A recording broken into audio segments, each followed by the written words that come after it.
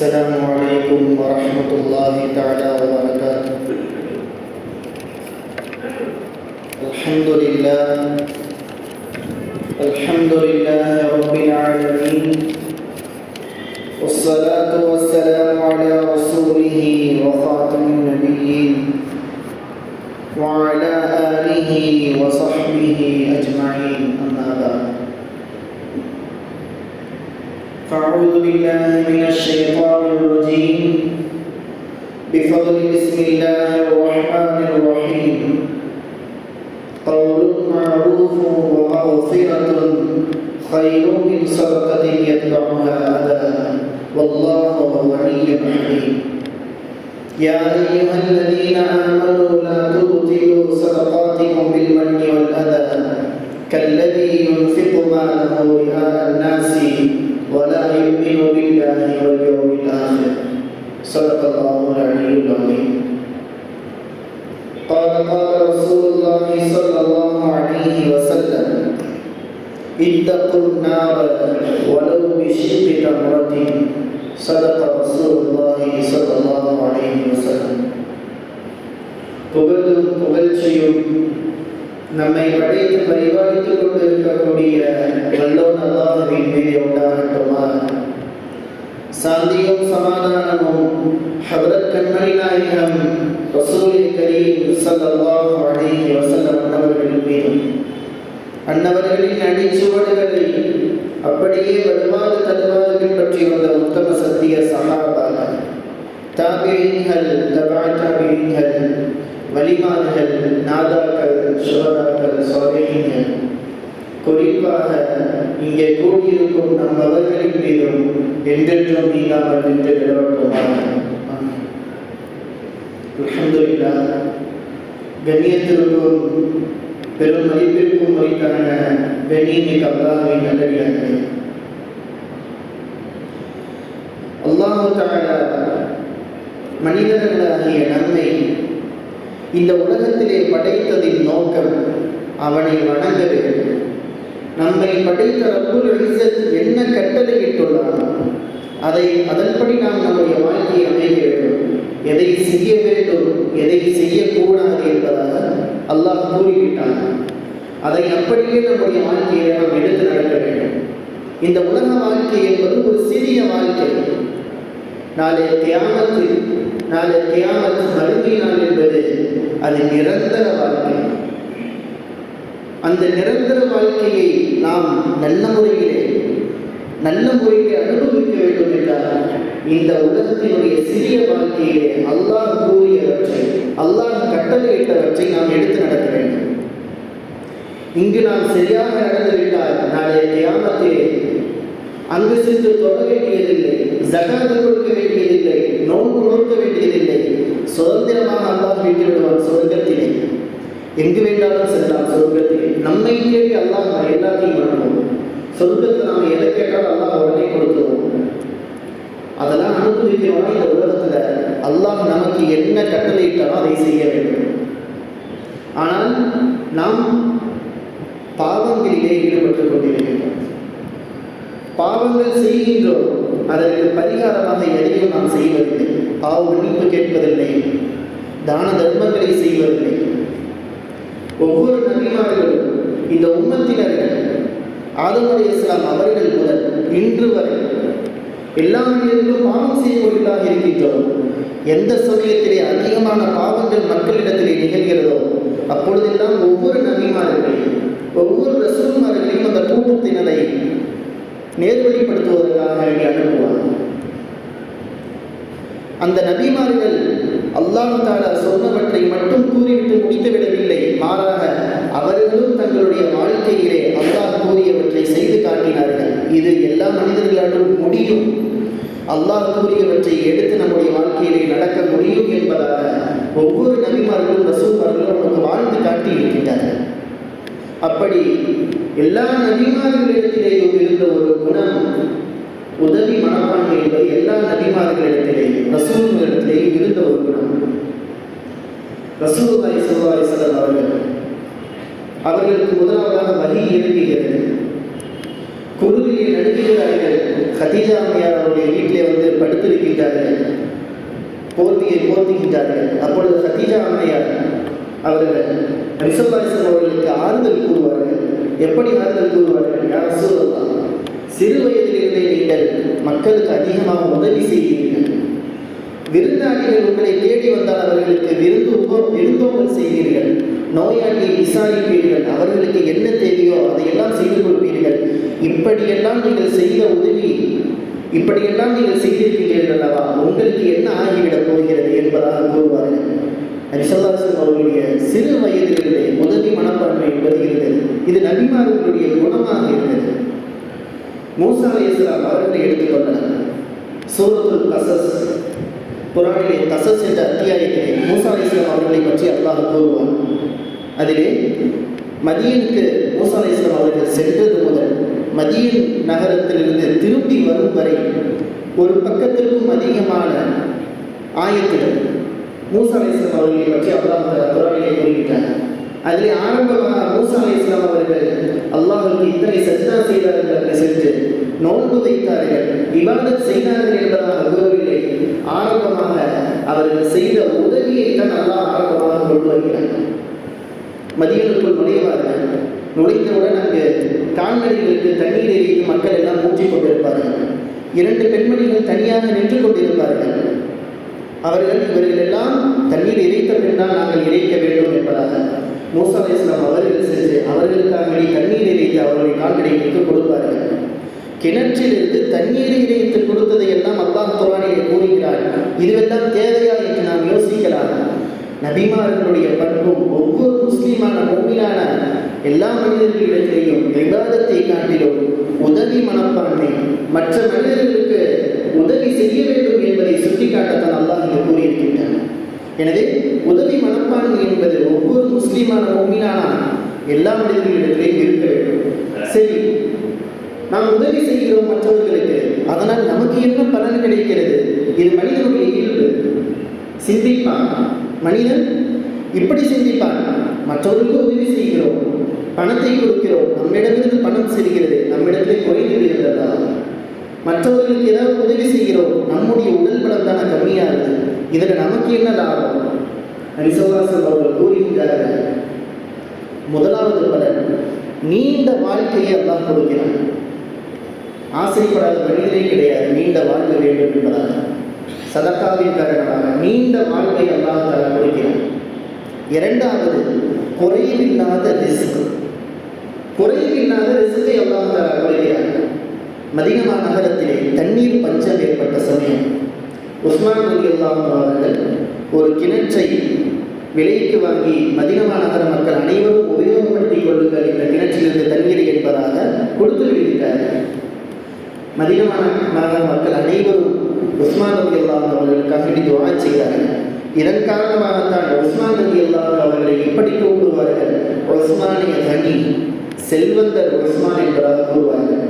இப்படி மக்களுக்கு எப்பொழுதெல்லாம் தேவை ஏற்படுகின்றதோ அப்பொழுதெல்லாம் உஸ்மான் ரலியல்லாஹு அன்ஹு அவர்கள் அவருடைய தேவையை நிறைவேற்றி வைத்தார்கள். தேவையை நிறைவேற்றி வைத்ததன் காரணமாக அவருடைய செல்வம் குறையவில்லை, அவர்களுடைய ரிஸ்க் அந்த குறையவில்லை, அல்லாஹ் மென்மேலும் கொடுத்து கொண்டேதான் இருந்தான். குறைவில்லாத ரிஸ்கை அல்லாஹ் கொடுக்கின்றான் சதக்காவின் காரணமாக. மூன்றாவதாக விசுவாசம் அவர்கள் கூறுவார்கள், முசீபத்துகளிலிருந்தும் அல்லாஹ் பாதுகாப்பார். நமக்கு ஏற்படக்கூடிய முசீபத்துகள், கெட்ட மரணங்களிலிருந்தும் அல்லாஹ் தஆலா பாதுகாப்பார் என்பதாக விசுவாசம் அவர்கள் கூறுகின்றார். இன்ன ஸதகத லிதுத்ஃபிஉ கதப ரப்பி வ தத்ஃபஅ மைதத ஸூ. நீங்கள் செய்யக்கூடிய தர்மம், நீங்கள் வாழ்க்கையில் ஏதாவது ஒரு தப்பு செஞ்சிருக்கீங்க, பாவம் செஞ்சிருக்கீங்க, அல்லாஹ் உங்க மேல ரொம்ப கோபமாக இருக்கும். அந்த தப்பு செஞ்சனால அல்லாஹ் உங்க மேல ரொம்ப கோபமாக இருப்பாங்க. நீங்கள் செய்கிற சிறிய தர்மம், நீங்கள் செய்கிற மற்றவர்களுக்கு சிறிய தர்மத்தின் காரணமாக அல்லாஹ் உங்கள் மீது கோபத்தை நீக்கிவிடுகிறான். உங்களின் மீது கோபப்படாமல் கோபத்தை நீக்கிவிடுகிறான் என்பதாக கூறுவார்கள். அதே போன்று கெட்ட மரணத்தை விட்டும் அல்லாஹ் தஆலா பாதுகாக்கிறான் சதக்காவின் காரணமாக. இன்று கெட்ட மரணங்கள் எவ்வளவு இருக்கிறது யோசித்து பாருங்கள். ஆக்சிடென்ட்டு, வீடு இடிந்து விழுவதனால இப்படி எவ்வளவோ மரணங்களை நாம் பார்த்து கொண்டிருக்கின்றோம். இதிலிருந்தும் எல்லாம் அல்லாஹ் தஆலா நம்மை பாதுகாப்பாங்க. யாராவது நோயோடு வாழ ஆசைப்படுவார்களா? நோய் நொடியோடு நான் வாழ வேண்டும், நோயோடு நான் வாழ வேண்டும் என்று ஆசைப்படுவார்களா? இதைத்தான் முசீபத் என்று கூறுவார்கள். இந்த முசீபத்துகளில் இருந்தெல்லாம் அல்லாஹ் தஆலா நம்மை பாதுகாக்கிறார். யாக்கூப் அலைஹிஸ்ஸலாம் அவர்கள் நாம் எல்லாம் அறிந்த சம்பவம். யூசுப் அலைஹிஸ்ஸலாம் அவர்கள் யாக்கூப் அலைஹிஸ்ஸலாம் அவர்களுடைய மகனார் காணாமல் போகிறார்கள். அதாவது தங்களுடைய சகோதரர்கள் அவங்களை கிணத்துல தள்ளிவிட்டு போயிடுறாங்க. இதில் யாக்கூப் அலைஹிஸ்ஸலாம் அவர்களுக்கு கண் பார்வை போகிறது. அழுகிறாங்க, ரொம்ப காலம் அழுகிறாங்க. யாக்கூப் யூசுப் அலைஹிஸ்ஸலாம் அவர்கள் பிரிச்சுட்டாங்க அப்படின்னு ரொம்ப பாசம். எதற்காக அழுகிறார்கள்? ஒரு நபி தன்னுடைய மகனை பிரிந்ததற்காக வேண்டி அவ்வளவு காலம் அழுக வேண்டுமா என்று கேட்டால் கூறுவார்கள், இப்படி கூறுவார்கள், யாக்கூப் அலைஹிஸ்ஸலாம் அழுததின் நோக்கம் என்னுடைய மகன் காணாமல் போய்விட்டார், மாற்று மதத்தினர் அவர்களை எடுத்து வளர்த்தி மாற்று மதத்திலே சென்று விடுவாரோ என்ற காரணத்தினால் தான் அழுகிறார்கள் என்பதாக கூறுவார்கள். அப்படி யாக்கூப் அலைஹிஸ்ஸலாம் அழுது கொண்டிருந்தார்கள். சிறிது காலம் கழிந்தது. கடைசி மகனார் திரும்பவும் புன்யான் என்ற ஒரு மகனார், அவரும் காணாமல் போகிறார். அவருடைய பிரிவின் காரணமாக அவர்களுடைய உடல் எல்லாம் கூறுவது போகிறது. இதை பார்த்து ஒரு நண்பர் வந்து கேட்கிறார், எதற்காக வேண்டி உன்னுடைய கண் பார்வையும் போய்விட்டது, கூடு விட்டாய், எதற்கு இவ்வளவு அழுகிறாய், இவ்வளவு துக்கப்படுகிறாய் என்று கேட்கும் பொழுது யாக்கூப் அலைஹிஸ்ஸலாம் அவர்கள் கூறுவார்கள், என்னுடைய பிரியமான 2 மகன்களையும் நான் இழந்திருக்கிறேன் என்பதாக. அப்பொழுது ஜிப்ரீல் அலைஹிஸ்ஸலாம் அவர்கள் இறங்குவார்கள். ஜிப்ரீல் அலைஹிஸ்ஸலாம் அவர்கள் வந்து கூறுவார்கள், நீங்கள் உங்களுடைய கஷ்டத்தை அல்லாஹ்விடத்திலே கூறாமல் எதற்காக இவரிடத்திலே கூறினீர்கள் என்று கேட்கும் பொழுது அல்லாஹ்வுக்கு தெரியும், ஆனாலும் கேட்பார்கள். உடனே யாக்கூப் அலைஹிஸ்ஸலாம் அவர்கள் இப்படி கூறுவார்கள், நான் எப்பொழுதும் அல்லாஹ்விடத்திலே தான் என்னுடைய கஷ்டத்தை கூறுகிறேன், எதற்காக நீங்கள் இப்படி இருக்கின்றீர்கள் என்று என் நண்பர் கேட்டதின் காரணமாக அந்த காரணத்தை தான் கூறினேனே தவிர அதற்கு பரிகாரமாக நான் எதுவும் அவரிடத்திலே கூறவில்லை, அல்லாஹ்விடத்திலே தான் எப்பொழுதும் நான் முறையிடுவேன் என்பதாக கூறினார்கள். பிறகு அல்லாஹ் தஆலா கூறினார், உங்களுடைய 2 மகன்களை நான் உங்களுக்கு திரும்பவும் கொடுத்து விடுவேன், உங்களுக்கு மரணித்திருந்தாலும் சரி, திரும்பவும் உயிர்ப்பித்தாலும் உங்களிடத்திலே கொடுத்து விடுவேன். இதை நான் செய்ததின் நோக்கம் என்ன தெரியுமா? உங்களுடைய 2 மகன்களையும் உங்களிடத்திலிருந்து பிரித்ததின் நோக்கம் என்ன தெரியுமா? ஒரு நாள் நீங்கள் ஆடு அறுத்து உணவு அருந்தி கொண்டிருந்தீர்கள், குடும்பம் எல்லாம் சேர்ந்து ஆடு ஒரு வெட்டி உணவு அருந்தி கொண்டிருந்தீர்கள். அப்பொழுது ஒரு எத்தீமான யாசகர் ஒருவர் உங்களை வீட்டு பக்கம் வந்தார். ஆடு எடுத்து சாப்பாடு செஞ்சுட்டு வந்து கேட்டார், சாப்பாடு ரொம்ப பசிக்குது அப்படின்ட்டு. நீங்கள் பார்த்தீங்க, அவர் எத்தீமுன்னு உங்களுக்கு தெரியும், ஆனால் நீங்கள் அதை கண்டுக்கலை. அவர் கேட்குறாரு, எல்லாம் பேசிகிட்டு இருக்கிற அந்த நினைப்புல நீங்கள் அவரை கண்டுக்கலை, அவர் கேட்டுட்டு போயிட்டார். அதன் காரணமாகத்தான் உங்களுடைய மகன்களை இத்தனை வருட காலமாக உங்களிடத்தில் பிரித்தேன் என்று கூறுகிறேன். நம்ம எல்லாம் யோசித்து பாருங்க, வரக்கூடிய யாசகர்களை துரத்தி அடுப்பதிலே தான், வீட்டை விட்டு விரட்டி விடுவதிலே தான் நம் கண்ணாக இருக்கின்றோம். அல்லாஹ் தஆலா குர்ஆனிலே கூறுகின்றான், கௌலும் மஅரூஃபுன் வ மக்ஃபிரத்துன் கைரும் மின் ஸதகத்தி யத்பஉஹா அதா. ஒருவருக்கு யாசகம் கொடுக்கின்றீர்கள், கொடுங்கள், ஆனால் யாசகம் கொடுத்து விட்டு அவர்களை நோவினைப்படுத்தும் அளவு ஏதாவது வார்த்தையை கூறும்.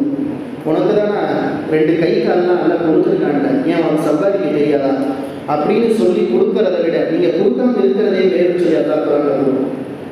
அப்படி சொல்லி கொடுக்கறத விட நீங்கள் கொடுக்காம மன்னிச்சுங்க, என்கிட்ட எதுவுமே இல்லைன்னு சொல்லிட்டு போகிறது ரொம்ப வேறு சொல்லி குர்ஆன் அல்லாஹ் கூறும். ஆனால் நம்ம செய்கிற சதக்காக்கள் தான தர்மங்களுக்கு தான் அப்படி தான் இருக்குது. வரவங்கள்ட்ட கொடுப்போம், கொடுத்துட்டு அவர் முன்னாடி ஏசி பேசுறதவரை, உனக்கு தான் கையால் நல்லா கொடுத்துருக்காங்க, சம்பாதிச்சு ஏதோ குழப்பம் போட்டலாங்க அப்படின்னு நம்ம சொல்கிறோம். 4வது விசுவாசம் அவர்கள் கூறுவார்கள், சுவர்க்கத்தை தேடித்தரும் சதக்கா என்பது சுவர்க்கத்தை தேடித்தரும். ஒரு பாவியான ஒரு பெண்மணி, விபச்சாரத்தில் ஈடுபட்டிருந்த ஒரு பெண்மணி ஒரு வழியாக சென்று கொண்டிருக்கும்போது எல்லாம் கேள்விப்பட்ட சம்பவம். ஒரு நாய் தாகத்தில் இருக்கு, பக்கத்துலேயே கிணறு இருக்குது, ஆனால் அதுலேருந்து தண்ணீர் எரிப்பதற்கான வாளியோ கயிறோ எதுவுமே இல்லை. அந்த பெண்மணி உடனே தன்னுடைய காலில் போட்டுள்ள ஷூவை கட்டி தன்னுடைய ஆடையில் கட்டி கிணத்துலேருந்து நெற்றி அந்த நாய்க்கு தண்ணீர் போட்டுச்சு. இதன் காரணமாக பெரிய பாவியாக பாவியான பெண்ணாக இருந்த அந்த பெண்ணுக்கு அல்லாஹ் தஆலா சொர்க்கத்தை வாஜிபாக்கி விட்டான். ஹதீஸிலே வருகிறது. எப்பேற்பட்ட பாவமாக இருந்தாலும் சரி, சதக்காவின் மூலியமாக அல்லாஹ் நம்மை நேர்வழிப்படுத்துகிறார், நமக்கு சொர்க்கத்தை வாஜிபாக்கி விடுகிறார். ஆனால் அந்த சதக்கா என்பது எப்படி கொடுக்க வேண்டும், எப்படி இருக்க வேண்டும், மற்றவர்களிடத்திலே நான் தான தர்மம் செய்கிறேன் என்று பெருமை அடித்துக் கொண்டு கொடுப்பதல்ல சதக்கா என்பது. அல்லாஹ்விற்காக மட்டுமே நாம் கொடுக்க வேண்டும். இதை அல்லாஹ் நம்மிடத்திலிருந்து பொருந்திக் கொள்ள வேண்டும் என்ற நோக்கத்திலே தான் கொடுக்க வேண்டும். மற்றவர் பார்க்கிறார் என்பதற்காக நீ ஒன்றும் எச்சா கொடுக்கிறது, நான் ஒன்றும் நிறையா கொடுக்குறேன் அப்படின்ட்டு. அதைத்தான் கூறுவார்கள். எப்படி செலவு செய்வது சதக்காவை? முதலாவதாக அல்லாஹ்விற்காக வேண்டி கொடுப்பது. எவ்வளோ சதக்கா செஞ்சாலும், ஒரு ரூபாயாக இருந்தாலும் சரி, இது அல்லாஹ்வுக்காண்டி என்னால் முடிஞ்சளவு நான் கொடுக்குறேன் அப்படின்னு சொல்லுது. அதான் அல்லாஹ் குர்ஆன்ல கூறுவான், வமா துன்ஃபிகூன இல்லா இப்திகாஅ வஜ்ஹில்லாஹ். நன்மக்கள் யார் என்று தெரியுமா? எதை செய்தாலும் அல்லாஹ்விற்காக வேண்டி செய்வார்கள். எதை செய்தாலும் அல்லாஹ்விற்காக வேண்டி செய்வார்கள். ஒருத்தர் வந்து கேட்குறாரு, உன்னுடைய அத்தா எனக்கு இவ்வளோ கொடுத்துருக்கிறாரு, தாத்தா இவ்வளோ கொடுத்துருக்கிறாரு, நீங்களாம் பெரிய ஆள் அப்படின்னு சொன்னோடனே ஒன்று இவருக்கு சந்தோஷமாயிடும். உடனே இவரும் எடுத்து கொடுப்பாரு. இது எதற்காக வேண்டி கொடுத்தாரு? தன்னுடைய பரம்பரையிலே எல்லாமே கொடுத்துருக்குறாங்க, நம்முடைய பெருமை நீட்டி இருக்கிறோம்னா நம்மளும் கொடுத்துடணும். அப்போ அந்த பெருமையை அல்லா இந்த உலகத்திலே கொடுத்து விடுவார், அதனுடைய நன்மை நமக்கு கிடைக்காது. இரண்டாவதாக கொடுக்கக்கூடிய சதக்காக்களை சொல்லி காட்டுவோம். உனக்கு அன்றைக்கி தானப்பா கொடுத்தேன், அதை வச்சு என்ன பண்ணிட்டு இருக்கிற அப்படின்னு எதையாவது சொல்லி காட்டுறது. கொடுத்த சதக்காக்களை, கொடுத்த தான தர்மங்களை. லா துப்திலு சதகாத்திக்கும் பில் மன்னி வல் அதா. குர்ஆன் அல்லாஹ் அதையும் கூறணும். சதக்காவை பற்றி நிறைய வசனங்களை அல்லாஹ் குர்ஆனில் தொடர்ச்சியாக கூறணும். நீங்கள் கொடுக்கக்கூடிய சதக்காக்களை சொல்லி காட்டுவதன் காரணமாக உங்களுடைய சதக்காக்களை பாத்திலாக்கி விடாதீர்கள், வீணடித்து விடாதீர்கள். ஒரு அறிஞர் கூறுவார், 2 விஷயங்களை மறக்கக்கூடாது, 2 விஷயங்களை உடனே மறந்துவிட வேண்டும். மறக்கக்கூடாத விஷயங்கள்: ஒன்று, அல்லாஹ் நம்ம எப்பொழுதும் பார்த்துட்டு இருக்காங்கிறதை எந்த காரணத்திலையும் மறக்கக்கூடாது. அல்லாஹ் நம்ம எந்த நேரத்திலும் பார்த்து கொண்டிருக்கிறார் என்பதை மறந்துவிடவே கூடாது. இரண்டாவது, மௌத்தை மறந்துடவே கூடாது. அடுத்து, மறக்க வேண்டிய விஷயங்கள் என்பதாக குறிப்பிட்டு 2 விஷயத்தை கூறுவார்கள். ஒன்று, மற்றவருக்கு செய்த உபகாரத்தை உடனே மறந்துடணும். மற்றவர் நமக்கு செய்த நோவினையை உடனே மறந்துடணும். எவ்வளோ பெரிய நோவினை செஞ்சிருந்தாலும் மறந்துடணும். அல்லாஹ் மறுமையில் நம்முடைய பாவத்தையும் மறைக்க வைப்பான். எனவே தான் கூறுவார்கள், 2 விஷயங்களை மறந்துவிட வேண்டும், 2 விஷயங்களை மறக்கவே கூடாது. மூன்றாவதாக எப்படி செலவு செய்ய வேண்டும் என்பதாக கூறும்பொழுது, கொடுப்பதில் நல்லது கொடுக்கிறது. கொடுக்கக்கூடிய சதக்காக நல்ல பொருட்களை கொடுப்பது. மிஞ்சி போனது அதுக்கு நான் அதை கொடுக்காம கீழே கொட்டணும்னு இல்லை. நல்லதும் இருக்கும், எதுவும் இருக்கும். அதில் எது கொடுக்கிறது? நல்லதை கொடுக்கிறது சிறப்பு. அடுத்து, முடிந்த அளவு மறைவாக கொடுப்பது. சில சதக்காக்களை வெளிப்படையாக கொடுத்தா மற்றவங்களுக்கு அதை ஊக்குவிக்கவும், மற்றவங்களும் அது மாதிரி கொடுப்பாங்க அப்படிங்கிற எண்ணத்தில் கொடுக்கறது சரி. பெருமை அடிப்பதற்காக வேண்டி கொடுக்கக்கூடாது. ஆனால் அதிகபட்சம் முடிந்த அளவு மறைவாக கொடுப்பது. தகுதியுள்ளவர்களிடம் கொடுப்பது. எவ்வளவு தகுதி இருக்கும்? ஒருத்தருக்கு வந்து கடன் இருக்கு, ஒருத்தருக்கு வந்து கடன் இருக்கு. அந்த கடனுடைய அளவுக்கு பணம் கொடுத்தா அவர் கடன் அடைச்சிடுவார். அதுக்கு மேலே எக்ஸ்ட்ரா கொடுத்தா அதை வீண் செலவு பண்ணுவார். அப்படி இருந்துச்சா அந்த கடனுக்கு உண்டான பணத்தை மட்டும் கொடுக்குறது. இன்னும் சிலருக்கு ஏதாவது ஒரு தேவை இருக்கும், அந்த தேவைக்கு உண்டான பணத்தை கொடுக்குறது. அதோடு அதிகமாக கொடுத்தா ஹராமான காரியங்கள் அந்த பணத்தை வச்சு ஈடுபடக்கூடிய அப்படி இருந்துச்சுன்னா அந்த அளவு மட்டும் கொடுத்துட்டு மற்றதை கொடுக்கக்கூடாது. இல்லையா அவருக்கு என்ன தேவை இருக்கோ அந்த தேவையை நம்மளே பூர்த்தி செய்கிறது. இப்படி சதக்காக்களின் காரியமாக எவ்வளவோ நல்ல விஷயங்களை அல்லாஹ் கொடுத்து கொண்டே இருப்பார். ரிஷதாசன் அவர்கள் கூறுவார்கள், அமல் செய்வதற்காக வேண்டி பயணம் செய்து செல்வதை விட ஒரு அமல் செய்யறதுக்காண்டி நம்ம பயணம் மேற்கொள்றோம். அந்த பயணத்தை விட ஒருவருடைய தேவையை பூர்த்தி செய்வதற்காக வேண்டி செல்லக்கூடிய பயணம் மிகச் சிறந்தது என்பதாக கூறுவார்கள். இபாதத்தை காட்டிலும் சிறந்தது மற்றவருக்கு உதவி புரியும். ரபி பின் சுலைமான் என்ற ஒரு ஞானி, பகதாத் நாட்டிலே வந்த ஒரு பெரிய ஞானி, சிறு வயதிலிருந்தே ஹஜ்ஜு செல்ல வேண்டும் என்பதற்காக வேண்டி தங்க காசுகளை சேர்த்து வைத்துக் கொண்டிருந்தார்கள். சிறு வயதிலிருந்து ஒரு பை நிறைய தங்க காசு சேர்ந்துருச்சு. சரி ஹஜ்ஜுக்கு இந்த வருஷம் போயிடலாம், கடல் வீதிக்கு போகிறாங்க, ஹஜ்ஜுக்கு தேவையான இஹ்ராம் இன்னும் மற்ற என்னென்ன தேவையாக இருக்கோ வாங்கலான்னு போகிறாங்க. போன இடத்துல கேள்விப்படுறாங்க ஒரு குடும்பத்தை பற்றி. இப்படி ஒரு குடும்பம் ரொம்ப ஏழ்மையாக இருக்கிறாங்க, ஒரு குடும்பம் ரொம்ப ஏழ்மையாக இருக்கிறாங்க, வயசு பிள்ளைங்க நிறையா இருக்குது. அவர்கள் அடுத்த நேரம் சாப்பாட்டுக்கு சாப்பிட்ணுன்னா ரெண்டே வழி தான். ஒன்று ஹராமான காரியத்தில் ஈடுபடணும், ரெண்டாவது ஹராமான பொருளை சாப்பிடணும். அப்பளம், பன்றி கறி இது போன்ற ஹராமான விஷயங்கள் சர்வசாதாரணமாக கிடைக்கும். அது மாதிரி தான் சாப்பிட்டு ஆகணும். அந்த மாதிரி இருக்கக்கூடிய ஒரு சூழல். அதை நேர்லேயே போய் வீட்டில் போய் விசாரித்து பார்க்குறாங்க. ஏழ்மையும் தெரியுது. உடனே அவர்கள் ஹஜ்ஜுக்கு சேர்த்து வச்சிருந்த, சின்ன வயசுலேருந்து சேர்த்து வச்சிருந்த ஹஜ்ஜுக்குண்டான மொத்த தங்க காசை அவங்களுக்கு கொடுத்துட்டு போயிட்டாங்க வீட்டுக்கு. ஹஜ்ஜுடைய காலமும் வருது, எல்லா ஊர்லேருந்து ஹஜ்ஜுக்கு போயிட்டு வந்துட்டாங்க.